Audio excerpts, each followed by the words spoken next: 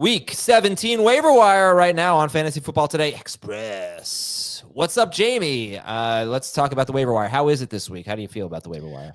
Look, for the two teams that are remaining, maybe four teams that there's a consolation game. I think there's some, starting options, which is, pretty exciting if you're stuck. We know there are some injuries and a lot of tough calls that you have to make with two Wednesday games, a Thursday game, and three Saturday games, so there's going to be some interesting lineup decisions that are made. But there is a potential starting running back, maybe two, in Gus Edwards and Amir Abdullah. There is a potential starting wide receiver or two with Jalen McMillan and Dontavian Wicks if Christian Watson's out. There is a potential starting tight end in Chig Okonkwo, maybe Dalton Schultz. And there are some good DST options highlighted by the Miami Dolphins taking on Dorian Thompson-Robinson and the Browns. So you could be getting some, players or, fantasy options off the waiver wire that you're starting in week 17, which is, terrifying, but also, encouraging that you have some guys that could help you. Yeah, so who's the league winner? What's the top priority or top few? I think just, in a vacuum, I'd say the Dolphins DST, just because, you saw what this defense, what this team looked like for the Browns without a capable quarterback there. And Thompson Robinson's a turnover machine. He's going to get sacked. Dolphins defense has played really well lately. And this is an opportunity for them to, do what the Falcons, Packers, Bengals did in week 16 to help you advance. But if Dorian Thompson-Robinson doesn't play, if they go to Jameis Winston, how would you feel about the Dolphins? I would still consider starting them. I mean, we know what Jameis has been. He's a turnover machine as well. So they would be still a high priority, but I would not like them as much. So right now I'm back and forth between the Colts and the Dolphins as my number one DST for the week. Dolphins will still be a top 10 unit for sure. I think quarterback is probably, other than the Jalen Hurts manager, probably a position that people aren't going to be flocking to the waiver wire for. But if they are, who are some of the guys to look at quarterback?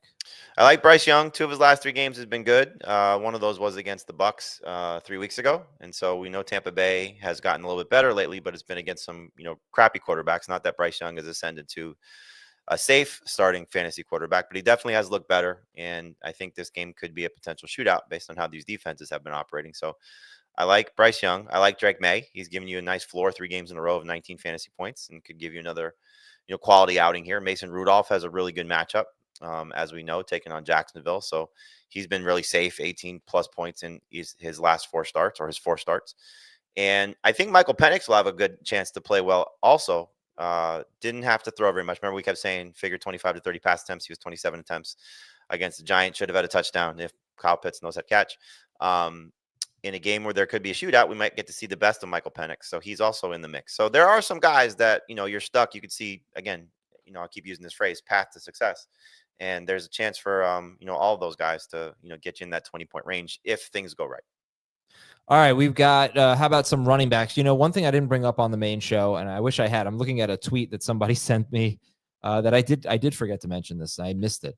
Ramondre Stevenson has fumbled in 4 straight games. And apparently, I didn't even realize this. Apparently, he got benched at one point and, missed some time for Gibson. And Gibson is obviously somebody that's available on the waiver wires. They get the Chargers this week on Saturday. But yeah, you just kind of stopped at the Raiders guys and then go down the rest of the list. No, we did. We talked about the Chargers guys. We talked about the Broncos guys. I missed Tyjae Spears. But I missed Gibson too. I'm sorry. He's in the story. Crap. Yeah. All right. But yeah, who are the top running backs to get? So for me, it's Gus Edwards. If J.K. Dobbins doesn't play, you brought up one of the scenarios of, the Wednesday, Thursday guys versus they play on Saturday. So you might have to make a tough call on Gus versus a Steelers running back, Gus versus a Chiefs running back, I guess. He has had tough matchups in the 3 games since J.K. Dobbins went down, and he was bad. And I don't want to just get excited about one good game where he scored twice and had his longest run in 5 years. But the Patriots' run defense is bad, so there's a chance for him to be a low-end starter for you. Amir Abdullah has had 3 very good games in his last 5. A lot of it has been touchdown dependent, but in PPR, he's done a nice job catching the ball. So I think he'll be sort of in that role again and can be a low-end starter flex in PPR. Tyjae Spears is a wild card because if they're playing with the lead against Jacksonville, we might see a lot of Tony Pollard, not very much of Tyjae Spears, but he's been over 20 PPR points his last 2 games.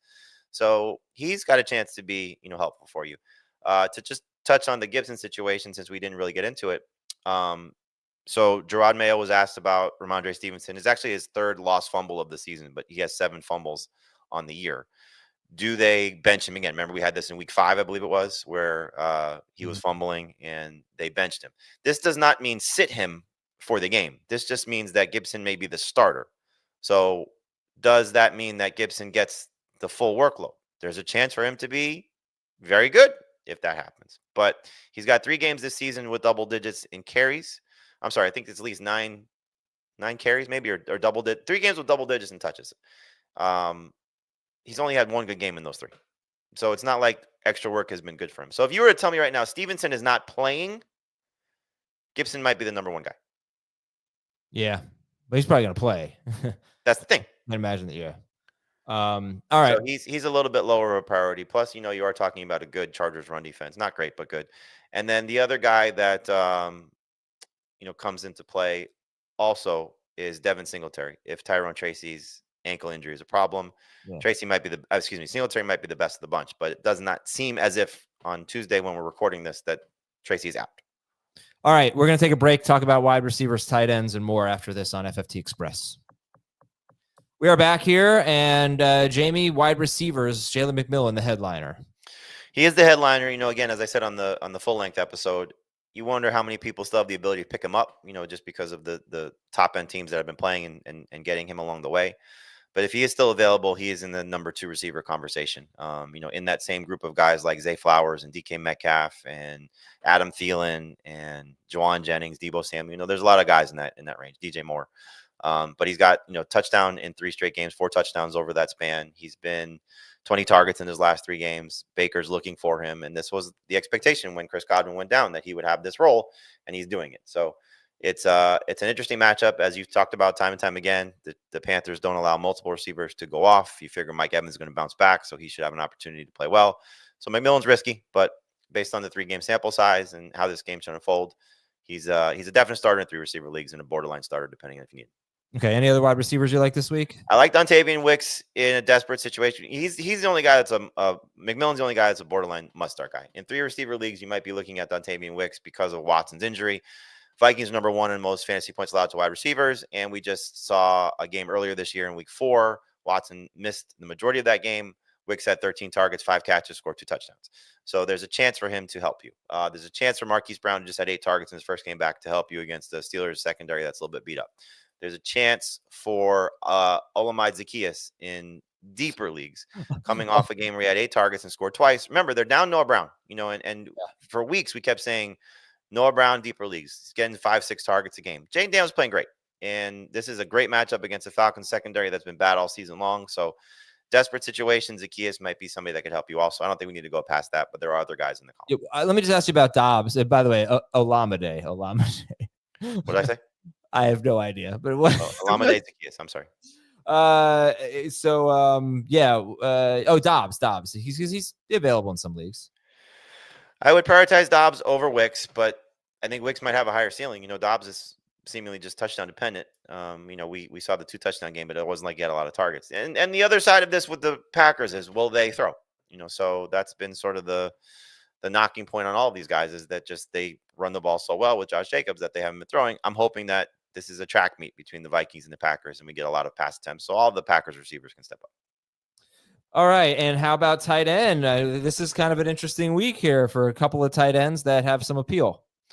The most appeal is to Chig Okonkwo. I think I'm saying his name right. Chigozie Okonkwo. He has got 21 targets in his last 2 games. Mason Rudolph has been great for him the last 2 weeks, and it's a great matchup against Jacksonville. Not the same, obviously, but Brock Bowers just destroyed them. So there's a path to success here for Okonkwo. He could easily disappoint us, and they could have a lot of success running the ball, and they limit Mason Rudolph's attempts. But Rudolph to Okonkwo has been good, and he's somebody that I will be looking to pick up in one of my leagues where I started Brenton Strange last week, which was a complete disaster. And then you got Dalton Schultz, 2 of his last 3 games over 13 PPR points. No Tank Dell for the rest of the season. The Ravens at times this year have been awful against tight ends. They've certainly been better lately, but part of that has been who they played. I think you look at what Schultz has the ability to do, 6 or 7 targets, low-end starter. So we had a question, Travis Kelce versus these guys. As bad as Kelsey's been, I probably would still start Kelce, but I'm starting both of these guys over Kyle Pitts, that's easy. Over TJ Hawkinson, over Cade Otton if he played. Trying to think anybody else in that range. Well, let's say Njoku does play. But if you have Njoku and then like he's injured right now, he hurt his knee, do you have to go with Dalton Schultz on Wednesday, or you just maybe you try to pick up Okonkwo and wait it out as long as possible? But let's say Njoku plays. Who would you rather have, Okonkwo or Njoku? Njoku. I mean, he was still great with DTR. So Dolphins have been bad against tight ends for a good portion of the season, especially elite level ones. I mean, look what Kittle just did against them. So based on how Njoku has been performing, there's a risk of re-injury. But the fact that he gutted through the hamstring injury, I'm a little nervous he's going to play at all. All right. Jamie, if we can't get the Dolphins or Colts DST, who do we go for? I like the Rams. Their defense has played great the last 2 games against the San Francisco 49ers and the Jets. So this is an offense of the Cardinals that we know has not been great. Seahawks did a great job against them, for example, in one of the games. And Kyler Murray's turnover prone, and they may not have James Conner. So I like the Rams coming back home after 2 straight road games. I like the Seahawks taking on the Bears. That's Thursday night, so just keep an eye on that. And then I think you can look at the Raiders in a desperate situation, taking on that JV team that we saw for the Saints. It's not ideal, but if they don't have Carr, they don't have Kamara, they don't have Olave, and all those guys continue to sit, like they have nothing. Yeah. And they had 2 offensive line injuries. Yeah. No, I mean, I already put in a claim for the Colts, but my second claim is the Raiders. Dolphins aren't available. Dolphins are not available. Yeah. But you know what? Another thing to look at is like, I'm playing a guy who has the Bills. He's probably going to stick with the Bills. He's also got Jalen Hurts. So should my first claim is going to be the Colts. I don't even want to mess around. Yep. Should my second claim be a quarterback? Probably, just to keep it's Bryce Young who's the best one to keep him away. But keep that in mind. Look at your opponent's roster. Colts or Dolphins, if both are available, who are you taking? I'm going to take the Colts. Testing your Giants fandom. Well, I'm going to take the Colts. If I knew it was Dorian Thompson-Robinson, I would take the Dolphins. But if any chance, like and if they're both available and we find out later in the week that it is Dorian Thompson-Robinson, I would switch because the Dolphins have a better defense than the Colts. But the Giants are a great matchup. I think the Giants are a little bit worse with DeVito. I'm kind of leaning it's going to be DeVito this week because he doesn't turn the ball over, but there's still a great matchup because he doesn't score. Yeah, but he takes so many sacks. He takes sacks and doesn't score. Josh Carty, Jason Myers, Will Reichard, Will Lutz, Zane Gonzalez are kickers to stream. We are out of here on Fantasy Football Today Express. Good luck, everybody. Talk to you tomorrow.